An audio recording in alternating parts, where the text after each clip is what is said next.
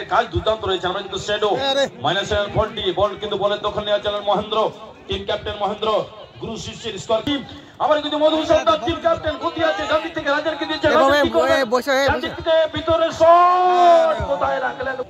ABS school একাডেমির পায় বল, ABS school academy মধু সর্দার team captain থেকে স্কোর করলেন।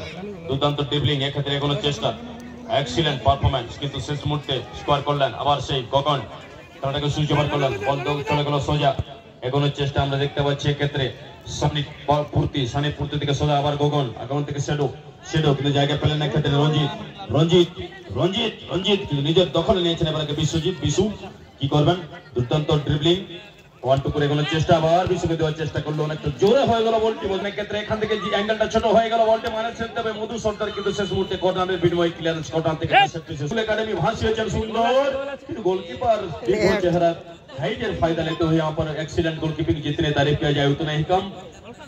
टैलेंटेड गोलकीपर उदय गोप, फिर से बाबलू अपने साथी खिलाड़ी को फॉरवर्ड पास करते हुए, लेकिन पकड़ा गया गेंद सीधा सीमा रकम से अपने दिशा पर देते हुए यहाँ पर, लेकिन कहाँ रख दिया शेडो, मिस पास, बाबलू के पैरों में गेंद, बाबलू बाएं तरफ से अपना गति बढ़ाते हुए वहां पर बाबलू ओवरलैप फॉरवर्ड पास, लेकिन शायद फिर उशांत के पैरों में गेंद, उशांत थोड़ा कंट्रोल करते हुए गेंद को पीछे से धकेलते हुए, लेकिन उतना अच्छा कर नहीं पाया जितना।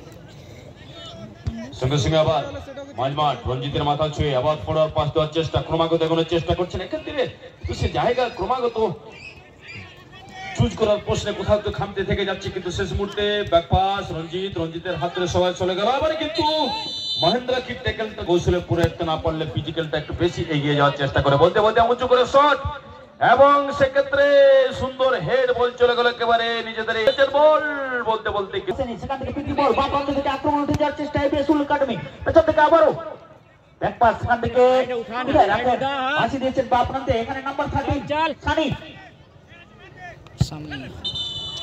এবং এক্ষেত্রে কিন্তু বিপক্ষের বক্স এর নাই, কিন্তু এভাবে কিন্তু জোর ছিল না। সেখান থেকে পিটি বল আক্রমণ উঠে যাওয়ার চেষ্টা, এই মুহূর্তে গুরুত্ব কাদস, সেখানে একটা ডিফেন্সিভ ল্যাপস আমরা দেখেছিলাম।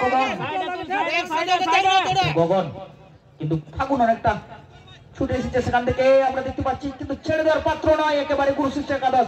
রঞ্জিত সেখান থেকে ফুলচাঁদ অর্থ ফুলা, এই নামেই কিন্তু বেশি পরিচিত তার।